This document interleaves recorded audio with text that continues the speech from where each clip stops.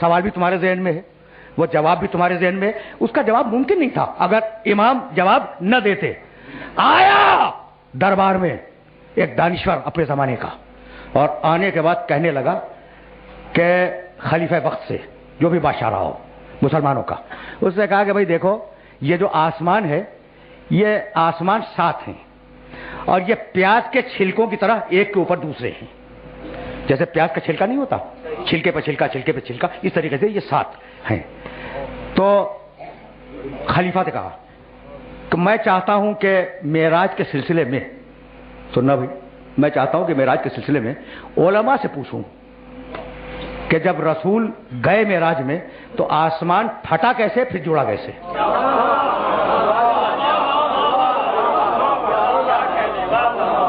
ہے ہاں بھائی، جب پیاز کے چھلکوں جیسا ہے تو سوال تو ہوتا ہے کہ یہ پھٹا کیسے اور یہ جوڑا کیسے.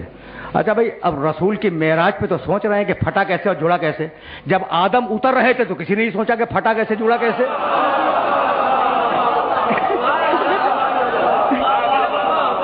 عجیب عجیب ہے یہ مسلمانوں کا مزاج عجیب ہے، دوہرا معیار ہے. اچھا دیکھو، بڑے کام کی بات کہنے جا رہا ہوں. یہ آسمان پھٹا کیسے جڑا کیسے، علماء آئے، علماء بیٹھے، اور اس مسلمان دانشور نے کہا کہ بھائی آپ تو علماء کرام ہیں اور آپ سے صرف یہ پوچھنا ہے کہ یہ جو سارے آسمان ہیں یہ پیاز کے چھلکوں کی طرح ہیں، تو یہ بتائیں کہ جب پیغمبر معراج میں گئے تو آسمان پھٹا کیسے اور پھر دوبارہ جڑا کیسے. سوچتے رہے بڑی دیر تک. علماء ہے، وقت تو چاہیے سوچنے کے لیے. اچھا پھر آپس میں گفتگو بھی کی انہوں نے.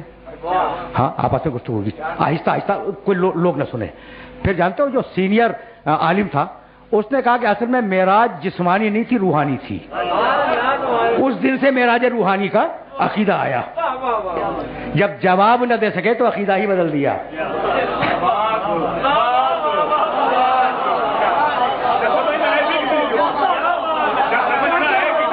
جب جواب نہ دے سکے تو عقیدہ ہی بدل دیا.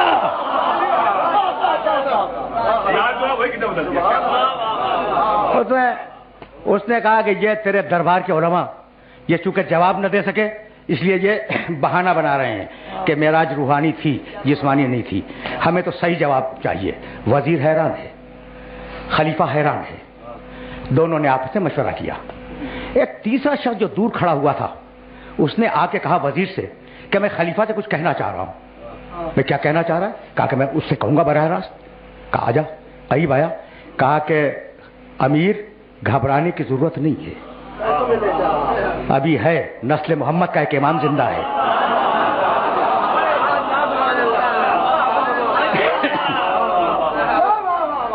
جس کو معراج ہوئی تھی نا اس کا بیٹا زندہ ہے. کہا کون؟ کہا جعفر صادق.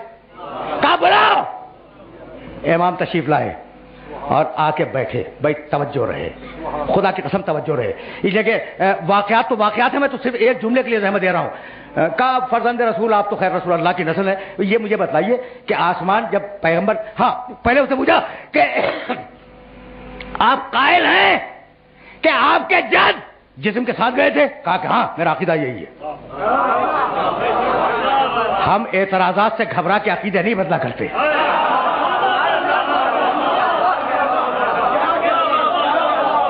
عقیدہ یہی ہے. اچھا عقیدہ یہی ہے. تو کہا فرزند رسول اب آپ یہ بتلائیے کہ جب پیغمبر جسم کے ساتھ معراج میں گئے تو یہ آسمان پھٹا کیسے اور آسمان جڑا کیسے؟ سوچا نہیں میرے امام نے. کہا کہ یہ بتلا کہ تو نے کشتی پہ سفر کیا ہے؟ کہا کہ فرزند رسول بہت کیا ہے. کہا کہ جب کشتی چلتی ہے تو آگے آگے پانی پھٹتا ہے، پیچھے پیچھے پانی جڑتا ہے، پھٹا کیسے جڑا کیسے؟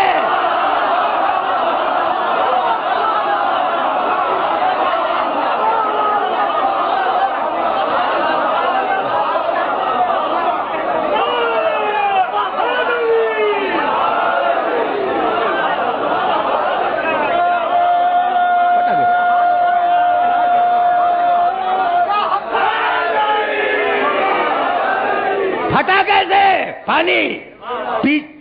آگے پھٹا کیسے؟ پیچھے جڑا کیسے؟ کہا اچھا چھوڑ تو کشتی کو، یہ بتا کہ گھوڑے پہ تو بیٹھ کے چلتا ہے نا، کہا کہ ہاں فرزند رسول بہت چلتا ہوں. کہا آگے آگے ہوا پھٹتی کیسے, پیچھے جوڑتی کیسے؟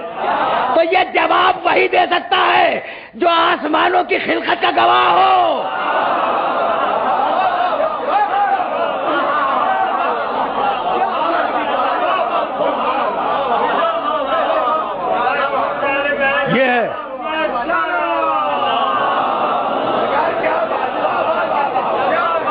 یہ تقریر رک گئی.